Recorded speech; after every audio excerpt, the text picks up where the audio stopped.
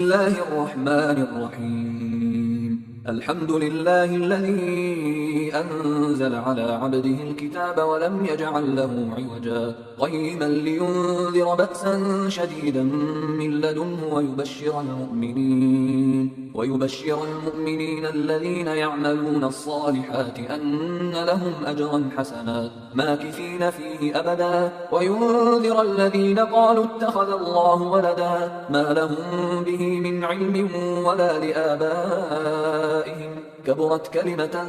تخرج من أفواههم إن يقولون إلا كذبا فلعلك باخع نفسك على آثارهم إن لم يؤمنوا بهذا الحديث أسفا إنا جعلنا ما على الأرض زينة لها لنبلوهم أيهم أحسن عملا وإنا لجاعلون ما عليها صعيدا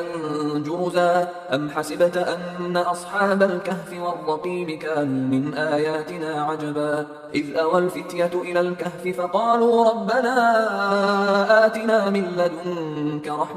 فقالوا ربنا آتنا من لدنك رحمة وهيئ لنا من أمرنا رشدا فضربنا على آذانهم في الكهف سنين عددا ثم بعثناهم لنعلم أي الحزبين أحصى لما لبثوا أمدا نحن نقص عليك نبأهم بالحق إنهم فتية آمنوا بربهم وزدناهم هدى وربطنا على قلوبهم إذ قاموا فقالوا ربنا رب السماوات والأرض لن ندعو من دونه إلها لقد قلنا إذا شططا هؤلاء قومنا اتخذوا من دونه آلهة لولا يأتون عليهم بسلطان بين فمن أظلم ممن افترى على الله كذبا وإذ اعتزلتموهم وما يعبدون إلا الله فأووا إلى الكهف ينشر لكم ربكم من رحمته ويهيئ لكم من أمركم مرفقا وترى الشمس إذا طلعت تزاور عن كهفهم ذات اليمين وإذا غربت تقرضهم ذات الشمال وهم في فجوة منه ذلك من آيات الله من يهد الله فهو المهتد ومن يضلل فلن تجد له وليا مرشدا وتحسبهم أيقاظا وهم رقود ونقلبهم ذات اليمين وذات الشمال وكلبهم باسط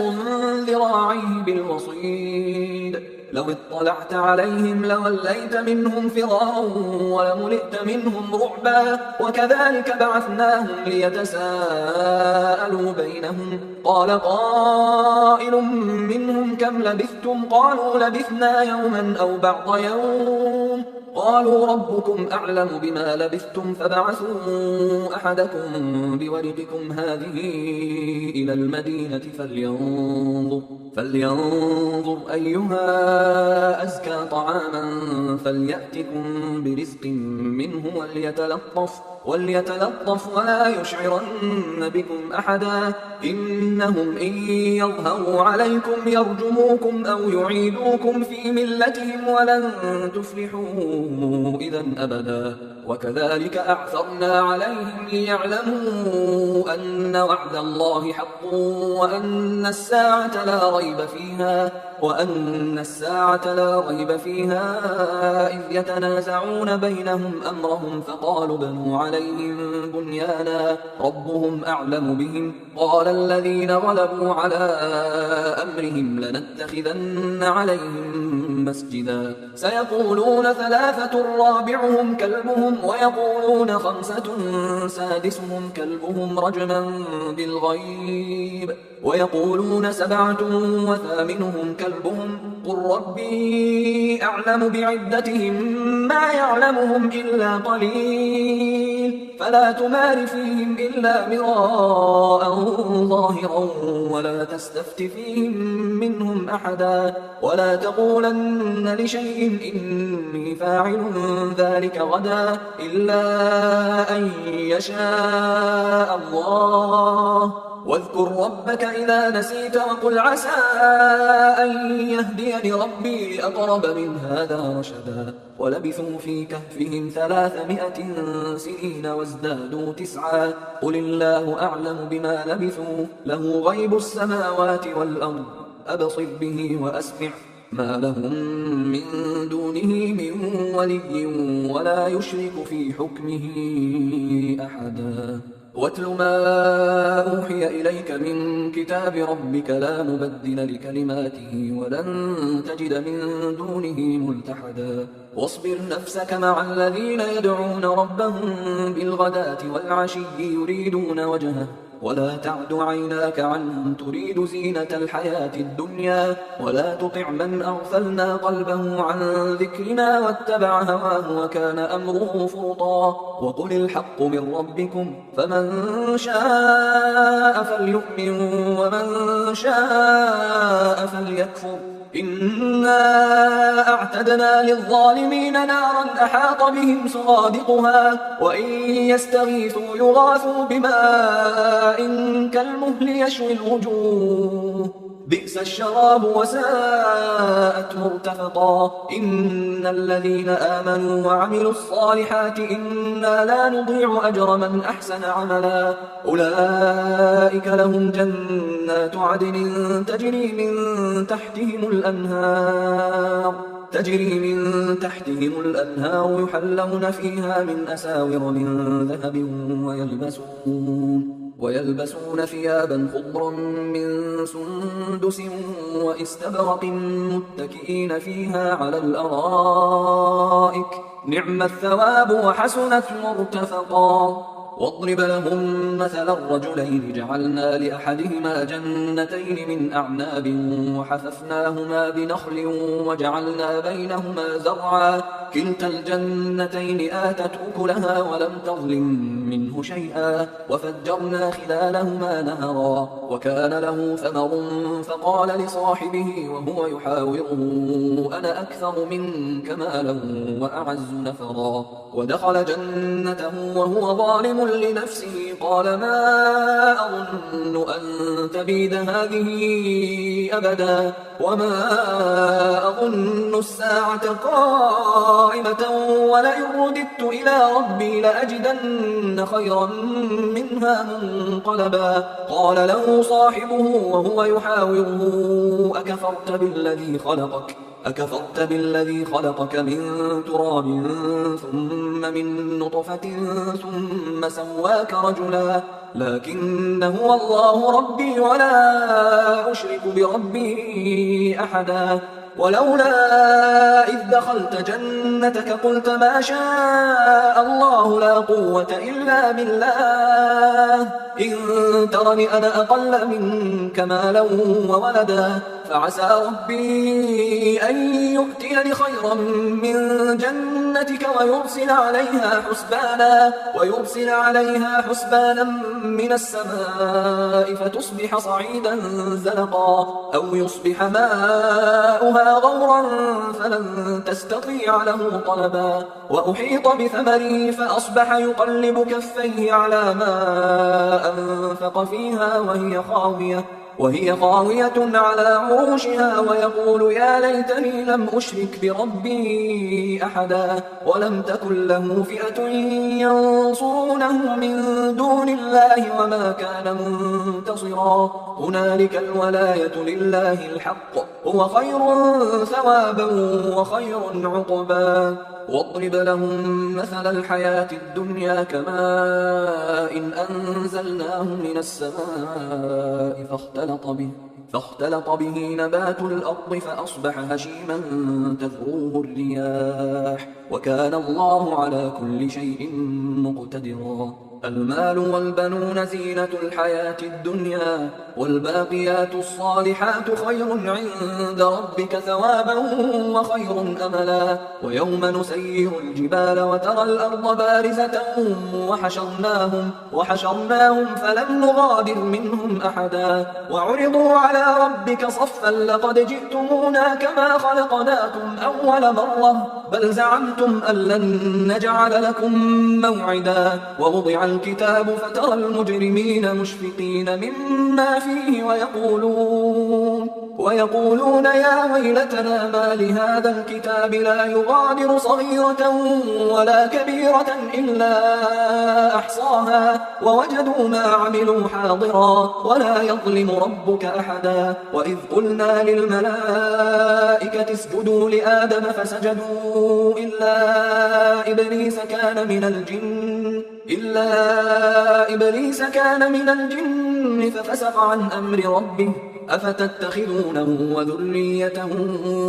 أولياء من دوني وهم لكم عدو بئس للظالمين بدلا. ما أشهدتهم خلق السماوات والأرض ولا خلق أنفسهم وما كنت متخذ المضلين عضدا. ويوم يقول نادوا شركائي الذين زعمتم فدعوهم فلم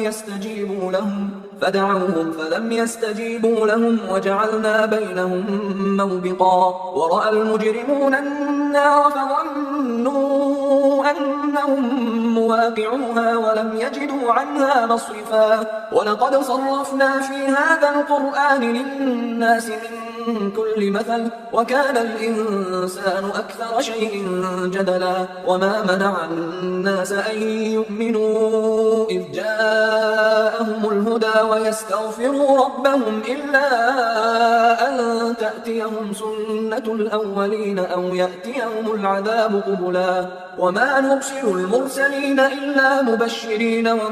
ومنذرين ويجادل الذين كفروا بالباطل ليدحضوا به الحق واتخذوا آياتي وما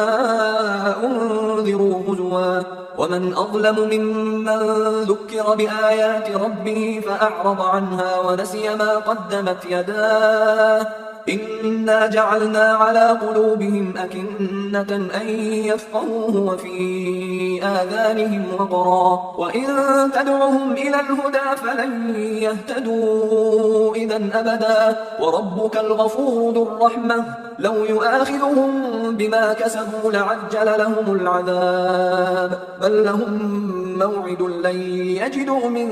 دونه موئلا. وتلك القرى أهلكناهم لما ظلموا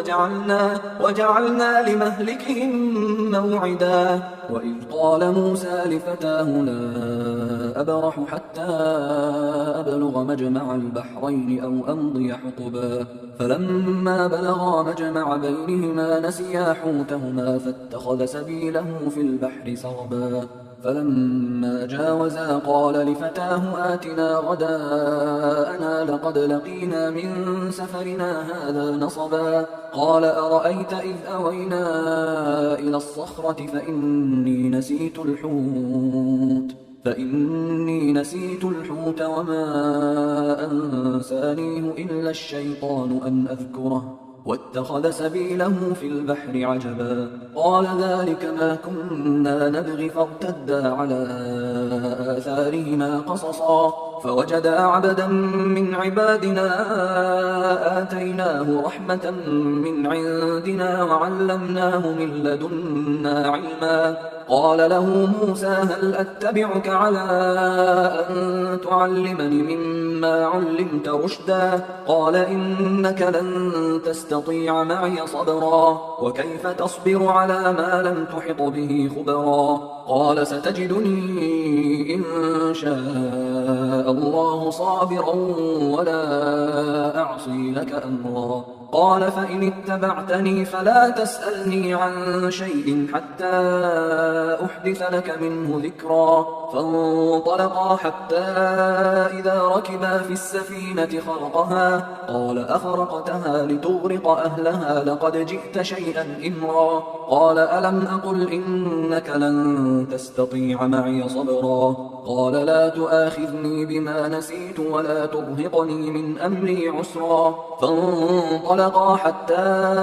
إذا لقيا غلاما فقتله قال أقتلت نفسا زكية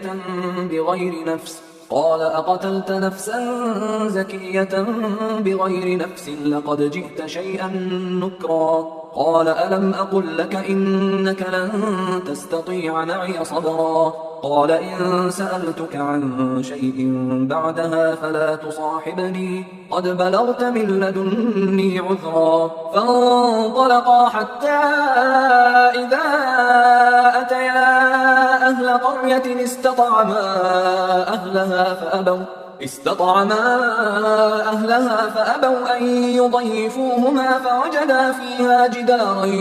يريد أن ينقض فأقامه. قال لو شئت لاتخذت عليه أجرا. قال هذا فراق بيني وبينك سأنبئك بتأويل ما لم تستطع عليه صبرا. أما السفينة فكانت لمساكين يعملون في البحر فأردت أن أعيبها وكان وراءهم ملك يأخذ كل سفينة غصبا. وأما الغلام فكان أبواه مؤمنين فخشينا أن يرهقهما طغيانا وكفرا فأردنا أن يبدلهما ربهما خيرا منه زكاة وأقرب رحما. وأما الجدار فكان لغلامين يتيمين في المدينة وكان تحته كنز لهما وكان أبوهما صالحا فأراد ربك أن يبلغا أشدهما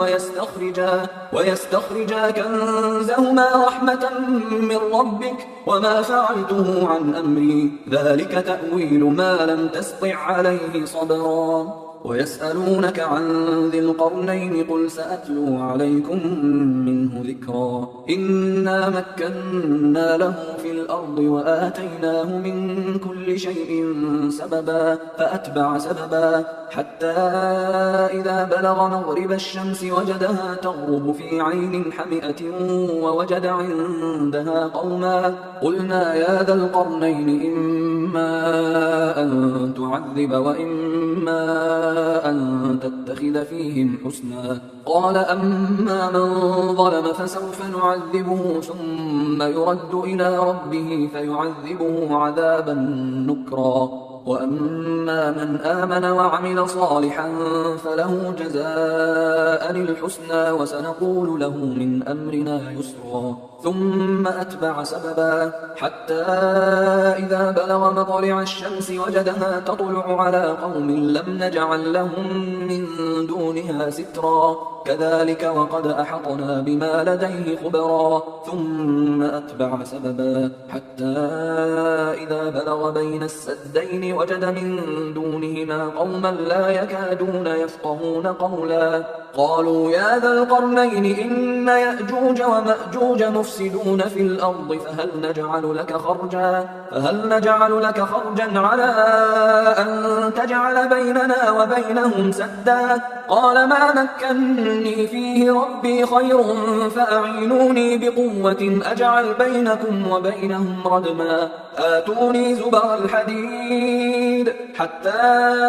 إذا ساوى بين الصدفين قال انفخوا حتى إذا جعله نارا قال آتوني أفرغ عليه قطرا فما استطاعوا أن يظهروه وما استطاعوا له نقبا. قال هذا رحمة من ربي فإذا جاء وعد ربي جعله دكا وكان وعد ربي حقا. وتركنا بعضهم يومئذ يموج في بعض ونفخ في الصور فجمعناهم جمعا وعرضنا جهنم يومئذ للكافرين عرضا. الذين كانت أعينهم في غطاء عن ذكري وكانوا لا يستطيعون سمعا. أفحسب الذين كفروا أن يتخذوا عبادي من دوني أولياء إنا أعتدنا جهنم للكافرين نزلا. قل هل ننبئكم بالأخسرين أعمالا الذين ضل سعيهم في الحياة الدنيا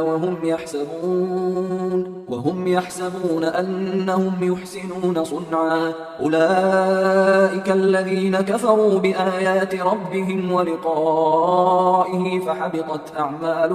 فحبطت أعمالهم فلا نقيم لهم يوم القيامة وزنا ذلك جزاؤهم جهنم بما كفروا واتخذوا آياتي ورسلي هزوا إن الذين آمنوا وعملوا الصالحات كانت لهم جنات الفردوس نزلا خالدين فيها لا يبغون عنها حولا قل لو كان البحر مدادا لكلمات ربي لنفد البحر قبل أن تنفد كلمات ربي ولو جئنا بمثله مددا قل إنما أنا بشر مثلكم يوحى إلي أنما إلهكم إله واحد فمن كان يرجو لقاء ربه فليعمل عملا